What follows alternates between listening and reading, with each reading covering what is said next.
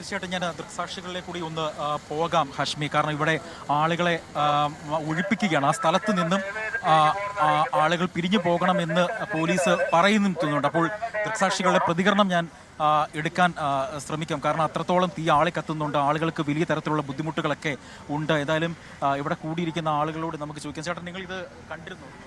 ഇല്ല, കണ്ടിട്ടില്ല. വന്നില്ല. നിങ്ങൾ കണ്ടിരുന്നു തീ വന്ന സമയത്ത്?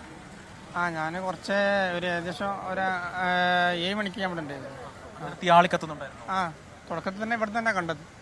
അന്നേരം തന്നെ ഫയർഫോഴ്സുകൾ ഇല്ല, പിന്നെ കുറച്ച് കഴിഞ്ഞതിന് ശേഷം വന്നത്. പിന്നെ അതങ്ങനെ ആ സമയത്ത് വരുന്ന സമയമാണ് ആ സമയം. നിങ്ങൾ ആ സമയത്ത് ഇവിടെ ഉണ്ടായിരുന്ന ആളാണോ? ഇല്ല, ഞാൻ കാണാത്ത ആളാണ്. അപ്പോൾ പല ആളുകളും ഈ പറഞ്ഞതുപോലെ അവർ ഈ തീപിടുത്തമുണ്ട് എന്നറിഞ്ഞ് ഇങ്ങോട്ട് വന്ന ആളുകളാണ്. അപ്പോൾ നമുക്ക് ഈ ആളുകളുടെ ഒരു പ്രതികരണം എടുക്കുന്നതിന് ഒരു പരിമിതിയുണ്ട് കാശ്മീർ. പ്രത്യേകിച്ച് പോലീസ് ഈ ആളുകളെയൊക്കെ ഈ സ്ഥലത്ത് നിന്നും ഒഴിപ്പിക്കുകയാണ്. അപ്പോൾ അവരുടെ ഒരു പ്രതികരണം നമുക്ക് ഈ ഘട്ടത്തിൽ എടുക്കുന്നതിന് ഒരു പരിമിതി ഉണ്ട്. അപ്പോൾ വലിയ തരത്തിലുള്ള ഒരു തീ അനുഭവം ഇപ്പോഴും അവിടെ ആളി കത്തുന്ന സ്ഥിതിയാണ് ഉള്ളത്. പ്രത്യേകിച്ച് നമുക്കറിയാം ഈ കത്തുന്നത് മൊത്തം തുണി, പ്ലാസ്റ്റിക് അടക്കമുള്ള വസ്തുക്കളൊക്കെയാണ് കത്തുന്നത്. അപ്പോൾ വലിയ തരത്തിലുള്ള ആരോഗ്യ പ്രശ്നങ്ങളുണ്ട്. മാത്രമല്ല ഈ തീ ആളെ കത്തുന്നു, അത് താഴേക്ക് പടർന്നു വീഴുന്നു. അതുകൊണ്ട് തന്നെ വലിയ തരത്തിലുള്ള മുൻകരുതലുകളും കൂടി ഈ ഘട്ടത്തിൽ പോലീസും ഒപ്പം തന്നെ ആളുകളും ഉണ്ട്. നിങ്ങൾ ഈ സമയത്ത് വന്നതാണോ? വന്നതായിരുന്നു. കണ്ടിരുന്നു തീ പിടിച്ചത്? തീ പിടിച്ച് എൻ്റെ ഫ്രണ്ട് അതിൻ്റെ അകത്തുണ്ടായിരുന്നു. അകത്തുണ്ടായിരുന്നപ്പോൾ അവിടെ നിന്ന് സ്മോക്ക് വരുന്നത് കണ്ടെന്ന് പറഞ്ഞു. അപ്പം തന്നെ അവിടെ ഒരു അലറാം അടിഞ്ഞപ്പോൾ എല്ലാവരും കൂടി പെട്ടെന്ന് പിടിച്ച് പുറത്തൊക്കെ ആക്കായിരുന്നു. അപ്പോൾ പുള്ളി ബില്ലാക്കാൻ വേണ്ടി വന്നപ്പോൾ പറഞ്ഞു വേഗം പുറത്തൊക്കെ ഇറങ്ങിയെന്ന് പറഞ്ഞിട്ട് എല്ലാവരും പിടിച്ച് പുറത്താക്കിയാലോ. സെക്കൻഡ് ഫ്ലോറിൽ നിന്നിട്ടാണ് ഫസ്റ്റായിട്ട് സ്മോക്ക് വന്നത്. അപ്പം തന്നെ വിളിക്കാൻ അതിൻ്റെ അലാറം അടിഞ്ഞു. അപ്പോൾ എല്ലാ സ്റ്റാഫുകളെയും പിടിച്ചിട്ട് പെട്ടെന്ന് പുറത്താക്കിയേക്കണം. അങ്ങനെ ഇപ്പോൾ ഇവിടെ ഇത്രയും നേരം ഇവിടെ ഉണ്ടായിരുന്നു ആ ബില്ലാക്കിയ ആൾ. പെട്ടെന്ന് തന്നെ അവരത് സേഫ്റ്റി എടുത്തതിനെ കൊണ്ട് കുറേ ആളഭയമൊന്നും ഇല്ല എന്നാണ് ഇതുവരെ കേട്ടത്. ആ സമയത്ത് ഒരുപാട് ആളുകൾ ഉള്ളിലുണ്ടായിരുന്നു. കുറേ സ്റ്റാഫുകളുണ്ടായിരുന്നു. കുറേ സ്റ്റോക്കുകളൊക്കെ വന്നിട്ട് ഇപ്പോൾ റംസാൻ നാളെ സ്റ്റാർട്ട് ചെയ്യല്ലേ. അപ്പോൾ കുറേ സ്റ്റോക്കുകളൊക്കെ ഉണ്ടായിരുന്നു. ആ സ്റ്റോക്കുകളാണ് ഇപ്പോൾ കത്തിക്കൊണ്ടിരിക്കുന്നത്. അപ്പോൾ അതൊന്നും അവരങ്ങോട്ടും ഇങ്ങോട്ടും തെർത്തിവാക്കി വെച്ചിട്ടില്ല, അല്ലെങ്കിൽ കൊണ്ട് ഇട്ടിട്ടേ ഉള്ളൂ.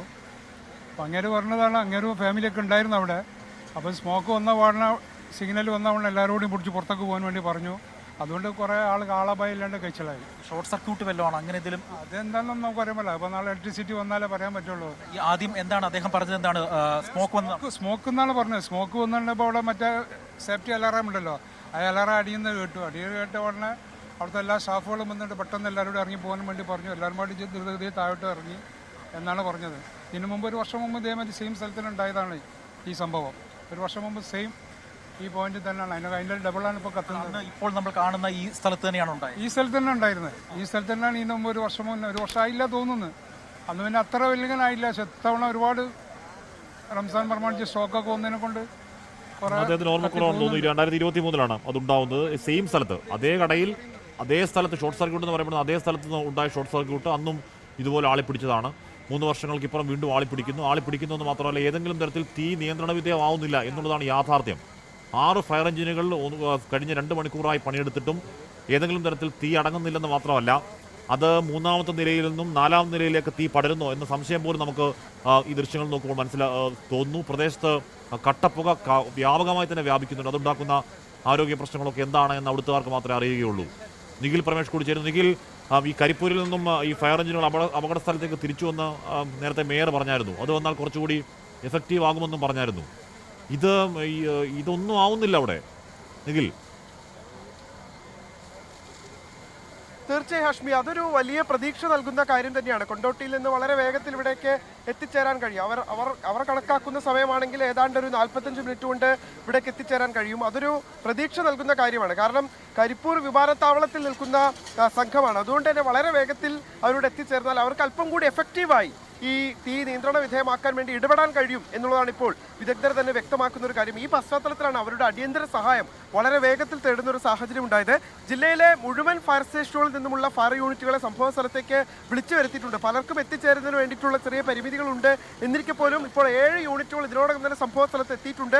പല യൂണിറ്റുകളും ഇവിടേക്ക് എത്തിച്ചേർന്നുകൊണ്ടിരിക്കുന്നു. ചില യൂണിറ്റുകൾ ഒരു ബഫറിംഗ് യൂണിറ്റായി, അതായത് വളരെ വേഗത്തിൽ മാനാഞ്ചിറയിൽ നിന്ന് ഇവിടേക്ക് വെള്ളം എത്തിക്കുന്നതിന് വേണ്ടിയിട്ടുള്ള ഒരു ബഫറിംഗ് യൂണിറ്റായി പ്രവർത്തിച്ചുകൊണ്ടിരിക്കുകയാണ്.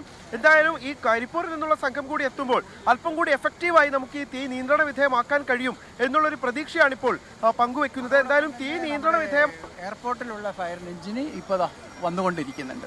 അതോടെ വന്നാൽ ഒന്നുകൂടെ ഊർജിതമാവും. ഇപ്പോൾ നിലവിൽ എത്ര യൂണിറ്റ് ഫയർ എഞ്ചിൻ? ഇപ്പം ഞാൻ മനസ്സിലാക്കുന്ന 6 യൂണിറ്റ് ഉണ്ട്. അതെ. ഇപ്പോൾ ആളുകൾക്ക് അപായമൊന്നും ഉണ്ടായിട്ടില്ല? ഇല്ല, ആർക്കും അപായം ഉണ്ടായിട്ടില്ല. നേരത്തെ തന്നെ ജീവനക്കാരെ പൂർണ്ണമായി അതിൻ്റെ ഉള്ളിൽ നിന്ന് പുറത്ത് ആക്കുന്നതിന്, സുരക്ഷിതമായി അവരെ പുറത്തെത്തിക്കുന്നതിന് കഴിഞ്ഞിട്ടുണ്ട്. ട്രാഫിക് ക്രമീകരണം എങ്ങനെയാണ്? അത് പോലീസ് നേരത്തെ തന്നെ ഈ തീപിടുത്തം ഉണ്ടായി എന്ന് മനസ്സിലായ സമയത്ത് തന്നെ പോലീസ് 2 ഭാഗത്തുള്ള ട്രാഫിക് നിയന്ത്രിച്ച് നിർത്തിയിട്ടുണ്ട്. ഇങ്ങോട്ടേക്ക് ആളുകൾ തടിച്ചുകൂടാതിരിക്കാനുള്ള എല്ലാ സംവിധാനവും ഇവിടെ ഉണ്ടാക്കിയിട്ടുണ്ട്. അവർക്ക് നല്ലതുപോലെ ഈ പ്രവർത്തനം നടത്തുന്നതിന് ഒരു തടസ്സവും ഇപ്പോൾ ഇല്ല.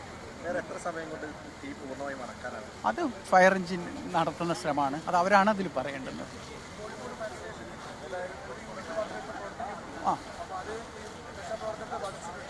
അല്ല, ഫയർ എഞ്ചിൻ്റെ അഭാവം ഇപ്പോൾ പറഞ്ഞിട്ടില്ല.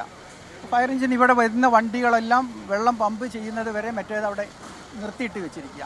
അതുകൊണ്ട് അതിനൊരു ബുദ്ധിമുട്ട് ഇപ്പം കാണുന്നില്ല. മനസ്സിലായില്ല? സുരക്ഷിതമാണ്. ഇവിടെയുള്ള ആളുകൾ, ജീവനക്കാർ സുരക്ഷിതമാണ്. സമീപ പ്രദേശത്ത് നിന്നൊക്കെ ആളുകൾ മാറ്റിയിട്ടുണ്ട്. ഇങ്ങോട്ടേക്ക് പുതിയ ആളുകൾ വന്നു ചേരാതിരിക്കാനുള്ള കരുതൽ പോലീസിൻ്റെ ഭാഗത്ത് ഉണ്ടാവുന്നുണ്ട്. നിങ്ങളോട് സംസാരിക്കുകയായിരുന്നു. ഈ പറയുന്ന കരിപ്പൂരിൽ നിന്നുള്ള എയർഫോഴ്സിൻ്റെ ഫയർ എഞ്ചിൻ യൂണിറ്റ് അങ്ങോട്ടേക്ക് എത്തുന്നതിലാണ് നമ്മുടെ പ്രതീക്ഷ. 6 ഫയർഫോഴ്സ് എഞ്ചിനുകൾ അവിടെ പണിയെടുക്കുന്നുണ്ട്. പക്ഷേ ഏതെങ്കിലും തരത്തിൽ അത് ഒരു എഫക്റ്റീവ് ആണോ എന്ന് ചോദിച്ചാൽ ദൃശ്യങ്ങൾ കണ്ടാലല്ല എന്ന് തന്നെ പറയാൻ എന്ന് മാത്രമല്ല, 3ാം നിലയിൽ നിന്നും 4ാം നിലയിലേക്ക് തീ പടരുന്നു സംശയം ഉണ്ടാകുന്നുണ്ട്. ഇങ്ങനെ തീ പിടിച്ച് അവിടെ നിന്ന് തീ പിടിച്ച് കത്തി അമർന്ന് താഴേക്ക് ഇങ്ങനെ പൊടിപൊടിയായി പതിക്കുന്ന ദൃശ്യങ്ങൾ, അത് വല്ലാത്ത ദൃശ്യങ്ങളാണ്. ലോകത്തെവിടെയായാലും ഏത് സമയത്തും 24 വാർത്തകളും ഓഗ്മെന്റഡ് റിയാലിറ്റി പാക്കേജുകളും എക്സ്പ്ലെയിനറുകളും വിശദമായി കാണാൻ ഞങ്ങളുടെ യൂട്യൂബ് ചാനൽ നിങ്ങൾക്ക് സബ്സ്ക്രൈബ് ചെയ്യാം.